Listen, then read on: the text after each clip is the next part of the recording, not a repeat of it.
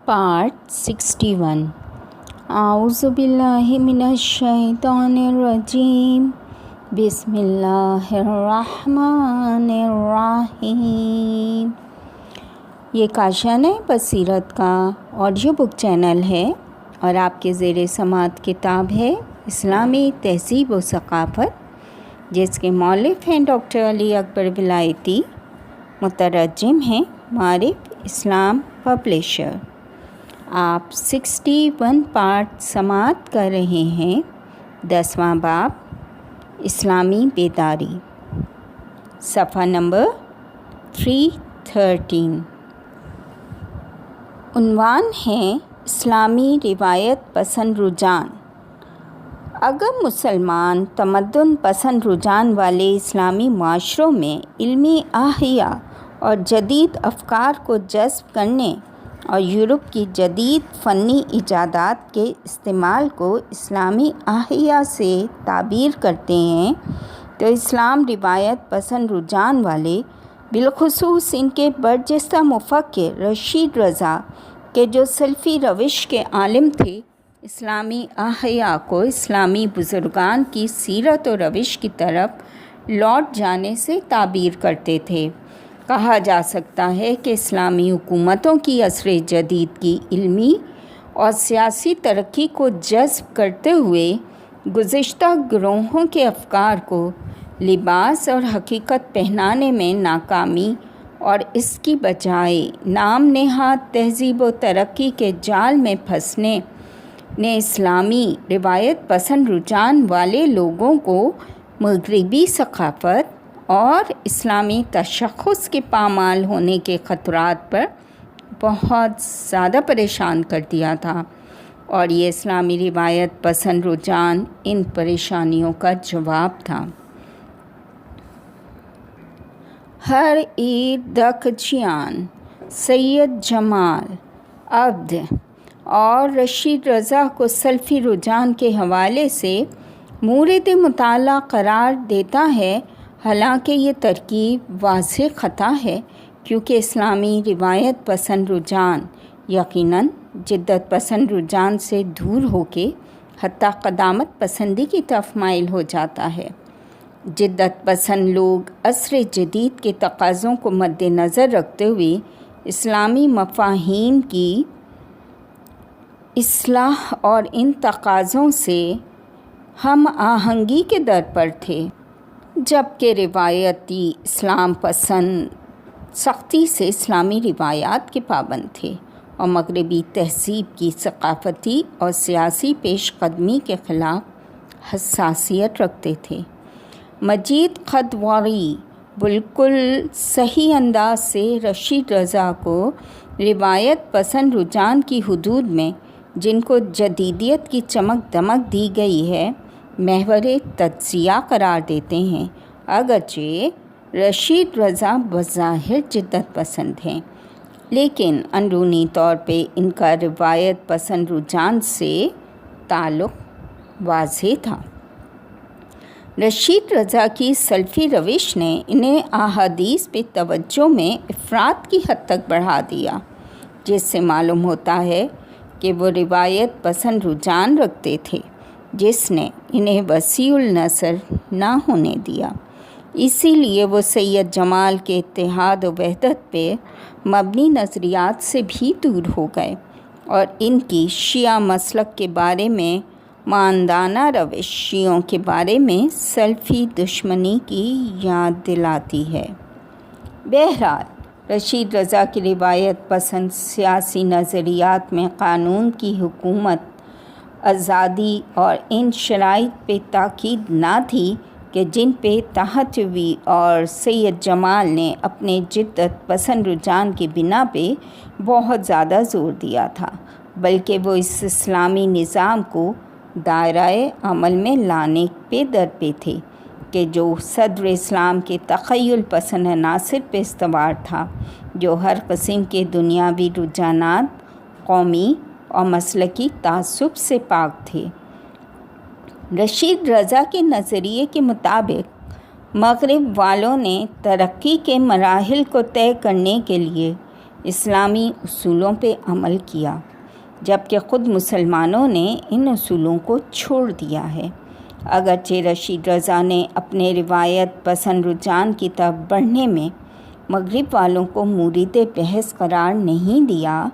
بلکہ ان کے افکار کی روش سے معلوم ہوتا ہے کہ وہ اہل مغرب کی نسبت ماندانہ انداز رکھتے تھے، اور ان میں مسلمان تمدن پسند اور عرب تمدن پسند رجحان والوں کی طرح کی روشن بینی کا فقدان تھا۔ حسن حنیفی رشید رضا کی فعالیت کا خلاصہ یوں بیان کرتے ہیں کہ رشید رضا نے اصلاح پسند، جدت پسند اور ترقی طلب افکار میں ایک عمر گزارنے کے بعد تحتوی سید جمال اور عبد جیسے رہنماؤں کی تاثیر سے رہائی پاتے ہوئے محمد بن عبد الوہاب کے دامن میں پناہ لی، جس نے انہیں ابن قیم جوزیہ اور ابن تیمیہ اور پھر احمد ابن حنبل تک پہنچایا،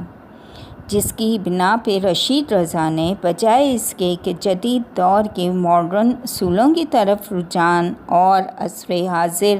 کی تبدیلیوں کے ساتھ مطابقت کی بجائے مغرب سے جنگ و یلغار کو ترجیح دی۔ دال اسلامی اصول پسند رجحان، یہ نیا عنوان ہے۔ اسلامی اصول پسند رجحان جاگ برق جو اسلامی اصول پسند رجحان کے بارے میں جو تجزیہ و تحلیل کرتے ہیں، اس میں وہ 20ویں صدی میں اسلامی ممالک کی طرف سے سائنسی ترقی کے حامل موجودہ زمانے اور تمدن کے تقاضوں کے مطابق مناسب ماڈلز پیش کرنے میں ناکامی کو ان کے شدت پسند ہونے کی وجہ بتاتے ہیں۔ وہ اسلامی معاشروں کے اندر اس رجحان کی اہم ترین علت دروازۂ اجتہاد کا بند ہونا اور بدعت سے جنگ کے بہانے اصلاحات کی تحریکوں کو کچلنا سمجھتے ہیں۔ حقیقت میں ان شکستوں کے ساتھ ساتھ اصلاحات کو عملی جامہ پہنانے میں ناکامی نے ایک اندھوناک ٹریجڈی کی شکل میں اربوں کی روح کو آزردہ کر دیا اور انہیں ایک ہر دھرم اور ماندانہ رویوں کے حامل طبقے اور شدت پسند سیاسی گروہ کے درمیان سرگرداں کر دیا۔ اخوان المسلمین کے بانی حسن البنا اسلامی اصلاح پسند مفکرین کے بارے میں یوں اظہار خیال کرتے ہیں کہ جمال الدین اخوانی اسد آبادی مسلمانوں کی موجودہ مشکلات کے لیے ایک پکار اور تنبیہ تھے۔ شیخ محمد عبدہ فقط ایک معلم اور فلسفی تھے اور رشید رضا ایک مورخ اور واقع نگار تھے، جبکہ اخوان المسلمین جہاد، تلاش اور کام کا نام ہے، نہ کہ محض ایک پیغامبر ہے۔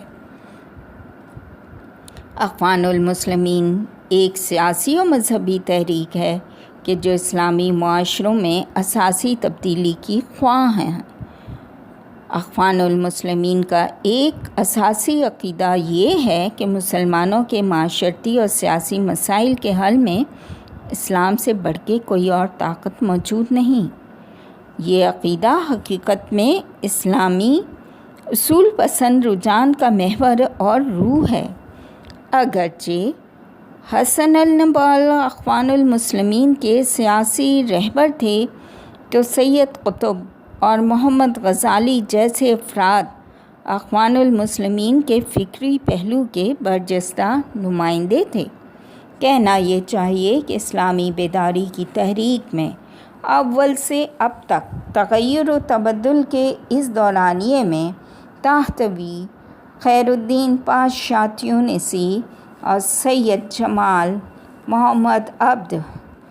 رشید رضا اور سید قطب بنیادی اور واضح فرق رکھتے تھے۔ ہم جو آگے بڑھیں تو مبارزہ اور جہاد کی خصلت شدت اختیار کرتی ہوئی محسوس ہوتی ہے، اور غربی ثقافت سے اقتباس کے رجحان سے جدا ہو جاتی ہے۔ سید قطب کے نظریات اسی اصول پسند اور جہادی رجحان کو بیان کرتے ہیں۔ سید قطب عصر حاضر میں موجود تمام معاشروں کو جاہلیت سے تعبیر کرتے ہیں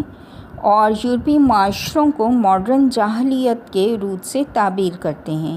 یہیں سے ان کے افکار کا گزشتہ اسلام پسند مفکرین کے نظریات سے اساسی فرق سامنے آتا ہے کہ جو یورپ کی برتری اور ترقی یافتہ تہذیب کو قبول کرتے تھے، سید قطب نے کلمات ترقی اور پسماندگی کی از سر نو تعریف کی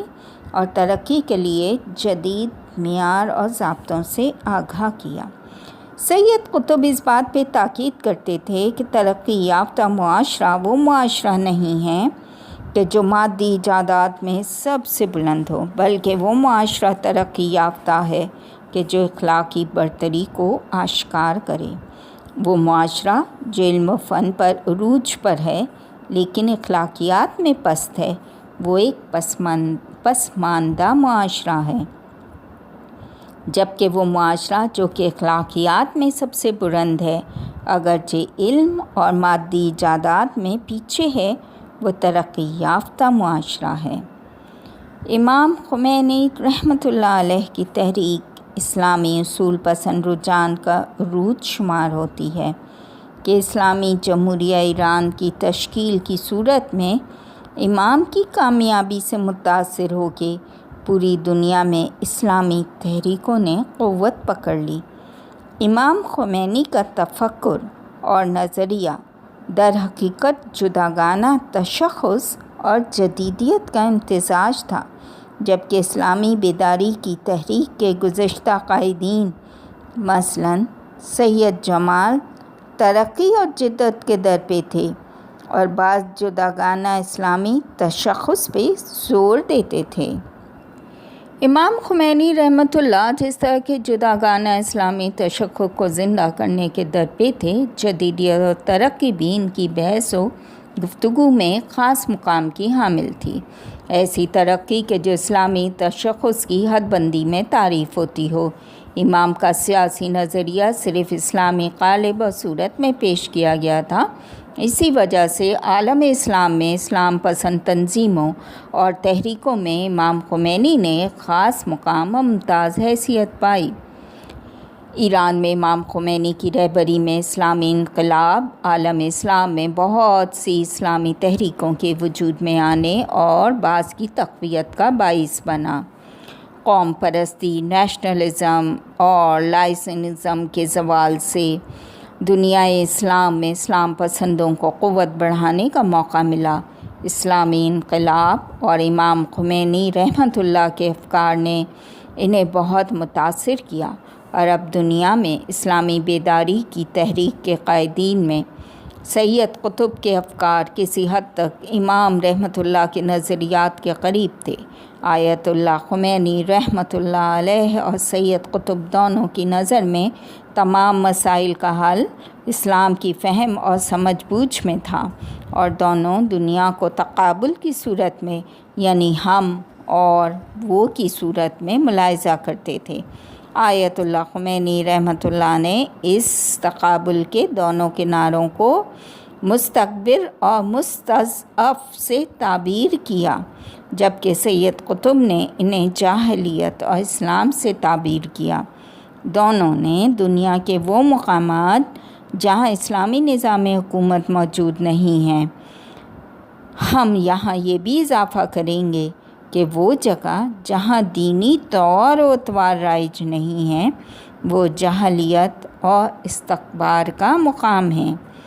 امام اور سید قطب جیسے مفکرین کی نظر میں